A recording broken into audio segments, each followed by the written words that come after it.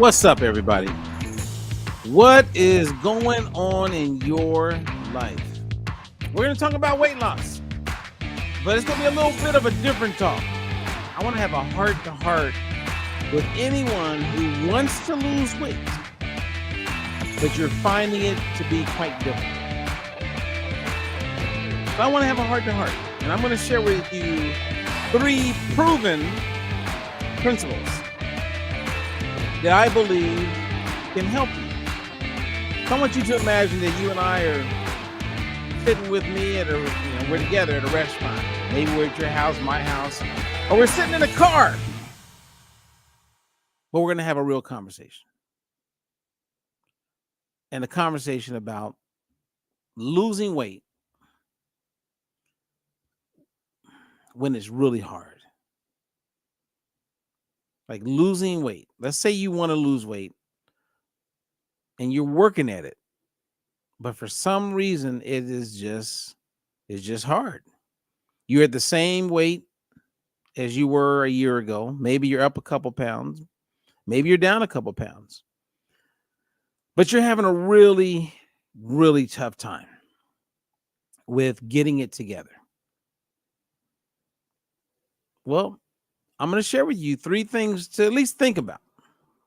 And I believe if you think about it, it can help you. Like, I'm a big believer that what you think about, you bring about. I experienced that today, actually. I was thinking about someone a lot, and I don't even know exactly why I'm thinking about this person. But there's something about this person's energy that, I don't know, it just pulled me in. And I meet a lot of people. And I'm sure you guys do too, but I meet a lot of people. And for whatever reason, I was compelled by this person, and I was just thinking about this person, and I don't even really know this person. And somehow, some way, I was able to sit down with this person and have a really good conversation. It's almost like it was manifested. Don't quite know exactly why, but I just know that when you think about something enough, you can make things happen. So that's like my prelude, right? Or the preface to what I want to talk about. Because I want to talk about weight loss today. Not specifically on how to reverse diabetes or get off blood pressure medication. I mean, all of those things are very important, but I'm really going to target this conversation about losing weight. And I'm speaking to people who are having a hard time getting past a plateau. Like you're stuck. And I also want to exclude those people who don't like to listen to experts and they like to create their own problems. They get in their own way. There's a whole bunch of those people. And of course, it does help if you have a program that you can follow and it's not like killing you. It's not beating you up. So the first thing is to really have an idea of where you are as far as your mental strength. And I may not be using the right word to describe what I'm meaning. So let me explain it. When you're losing weight, right? And that's your goal. Consistency is going to be very important. Consistency is going to be very important.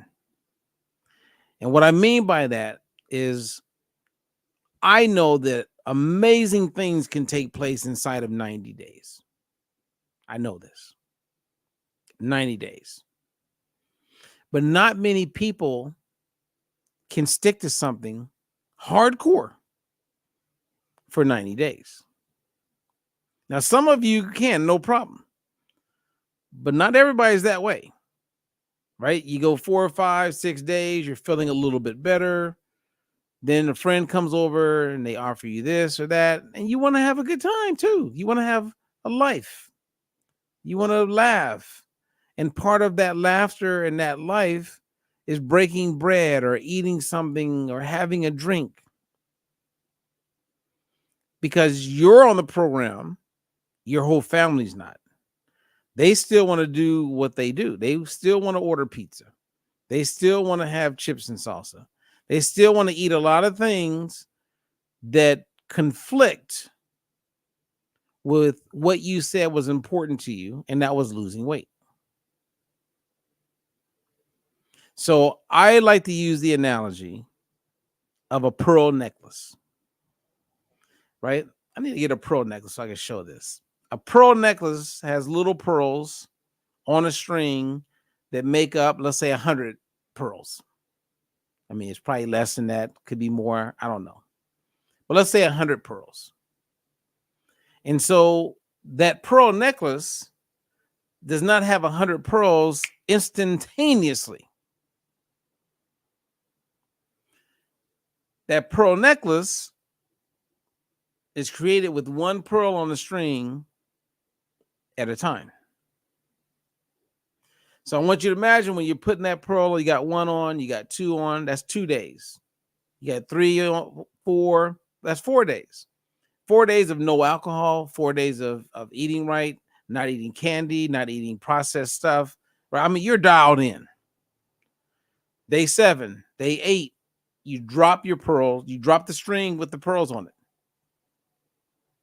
That's what happens when you eat that cake, or you get off track, or you tell yourself it's okay to have that alcohol.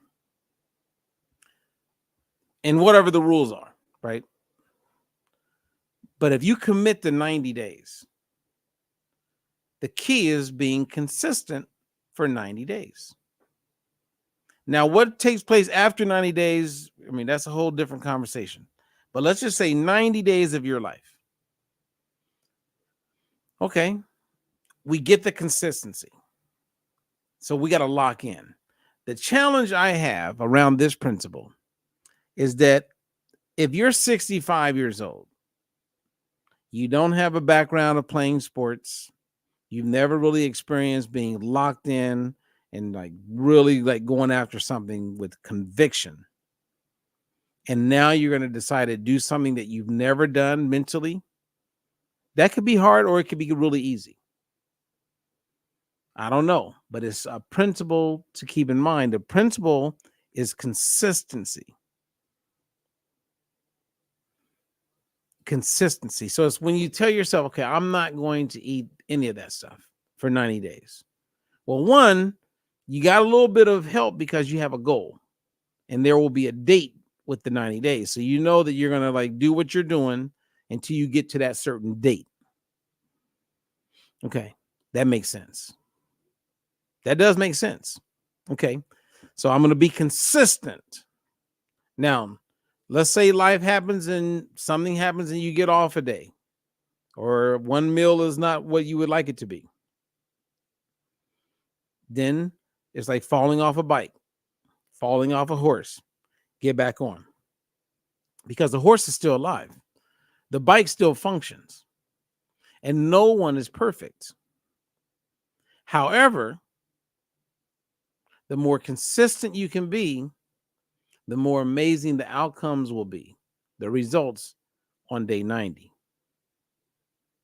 And I can't tell you how many times I've watched people begin a process, whether it's a pro athlete or a mom who's never got rid of that baby weight and it's been 26 years. And now she's ready. When you're consistent, you see some progress in 30 days. So now I'm saying consistent for 30 days. I'm not saying, oh yeah, we had a little glass of wine. Oh yeah, I ate a little bit of, no. I'm saying consistent. 30 days, you'll be impressed. 60-day mark, you'll be like, whoa. But on 90, at the day 90, that's when you have a whole new leash on life. Because you could get rid of fatty liver. You can get rid of a lot of things. Now, it does help to have the right plan. Okay, something that's doable. Okay, so the first principle is consistency. And I doubt if you'll find anyone that would argue that. Okay. The second principle is competing intentions. Competing intentions. What do I mean by that? Well, one, competing, that means that there's at least, so if you have the intent, let's say you have the intent to not drink alcohol, to eat 3 meals a day, they're all going to be fat burning, you're going to stay the course, you're not eating anything with a barcode on it, man, you are focused. You're going to work out so many times. So your intent ties directly into being consistent. You know what your intentions are. The competing part is that you have other intentions that may be competing with that intention. So you have the intention to eat a certain way, to exercise a certain way, a certain frequency. But then you have the intention of having a good time with your friends. You have the intentions of going to that concert and having a good time. Now, how you define what a good time is may include eating something that's outside of what you're doing to get you where you want to be. Maybe the last time you saw your friend, you always do a shot of tequila. So you have the intention of staying true to what you're going after, but then you also have the intention of having a good time with your friend. They're competing. Who's going to win? Which intention is going to win? So Sun Tzu, who wrote the book, The Art of War, says that if you know 50% about if you know 100% about your opponent, yeah, this is how it goes. If you know 100% about your opponent, that means you study your opponent, you learn everything about your opponent, you have a 50% chance of being successful. The same as if you don't know your opponent, but you know 100% about yourself, you have a 50% chance of being successful. But if you know your opponent and you know thyself, you'll win. You'll be successful. So knowing what I mean by competing intentions, you know yourself. You know what is necessary for you to be able to remain consistent and not fall prey to the other intentions, but to learn how to adapt and still make it work out. Right? Because I could go to a concert without eating things that throw me off or drinking when I'm not drinking and still have a good time. But if that's something that you've done and with that group of people, they're going to expect it. So you're going to have some pushers. I call them food pushers, alcohol pushers. They're going to push.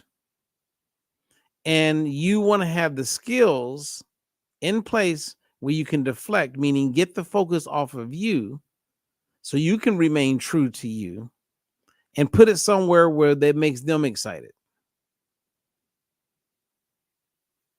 Because most of the time people are thinking about themselves. So put it on them. I heard you got that, when they offer you a drink and then they offer you another drink or they offer you the cake, because you're so aware of it, right? You're being mindful. As soon as they start pushing it on you, then you interrupt the pattern and say, hey, did you get that job? Hey, have you heard from your mom? I know you told me last time she was sick. Somehow get them talking about themselves. Get them to focus on something that's more important to them. And then that's a successful deflection. So, one, consistency. And trust and have faith. Have faith. And give it 90 days. Not 89 days really good. And no, be consistent. Be prepared for competing intentions because we all want to have a good time. And, Andrew Carnegie had a philosophy when he would stress out about certain things. He said, what I would do is I would write on a sheet of paper, what is the worst thing that could happen, right? Because this is what you can do with your competing intentions. Once you know what the worst thing that can happen is, then write down what are you going to do if that worst thing happens, and write out a whole plan. And you'll notice that you won't have as much anxiety. You won't, because you thought it through. Now, you don't want that worst thing to happen, but you have a plan for if the worst thing happens. You will sleep better at night, and you can use this strategy for any area of your life. If you don't pay that bill, the water is going to be turned off. The lights are going to be turned off. And let's say you're driving from wherever, a far distance, and you only got an hour to make it. And everything has to go right for you to make it in time to pay that bill so your lights don't go off. Now, to cut down on the stress of the lights going off or the water being turned off, I mean, I'm just using random, like, impromptu examples here. Then think of the plan. Okay, if the water goes off, what am I going to do? That's the worst thing that could happen as you're driving to go pay that bill. If the lights get turned off, what am I going to do? You got to look at your situation, and you're going to come up with a plan. Now, you may never need to use that plan, but you're going to have that plan, and that will give you a sense of peace.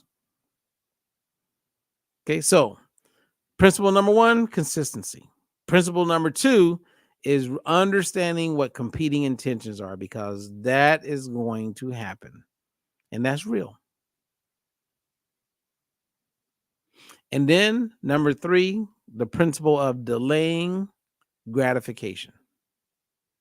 We live in a world where most of us want it right now. Like yesterday.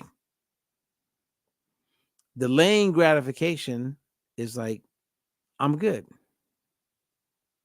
I know what's going to happen on day 90. I'm good. Then you're on day 27 and people compliment you. Wow, you look great. Wow. Are you losing weight? Wow. You get all these compliments, which can open up the door for the munchie monster to come in and start planting a narrative in your head that makes you feel like, yeah, I have done good. You know what? I'm going to have a drink tonight. You know what? I have done good. I'm going to have 90 days. Like, we're kicking off one of our newest programs, the Gut Reset, which is a 90-day program. Actually, no, 30-day program. But it's a great program to get the gut in better balance and to put you in a position where 30 days will go by. It's a 30-day program. And on day 30, you could be in a position where you say, you know what? I feel pretty good. I've lost some inches. My energy's good. I'm less inflamed. Man, I feel really good. And then keep it going for another 60 days. Why not? It doesn't have to stop. So get your gut in balance, feeling good. But you know you're not at day 90. So I'm not putting my guard down. I'm going to delay gratification. So if I'm going to celebrate, thank you guys very much. Thank you for the compliments. In 62 days, I'm going to celebrate. Well, you've done so good. No, I'm good. So how's things working out with your mom? Have you talked? You know what I mean? Get the focus off of you and put it back on them.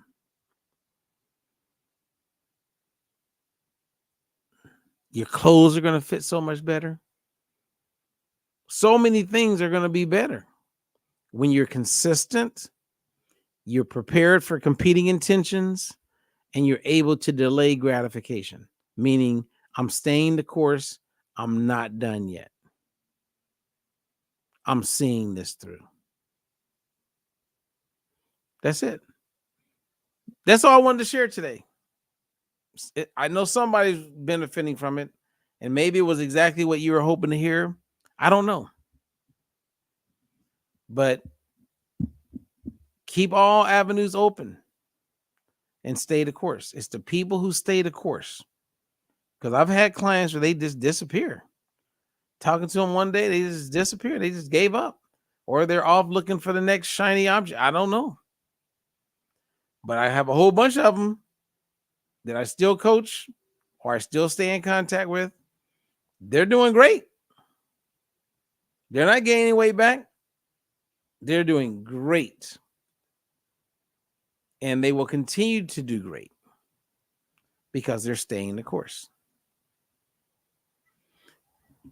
I know it looks fun sometimes when you're around people and they're just eating just recklessly and having another drink and they're loud and this sounds really fun.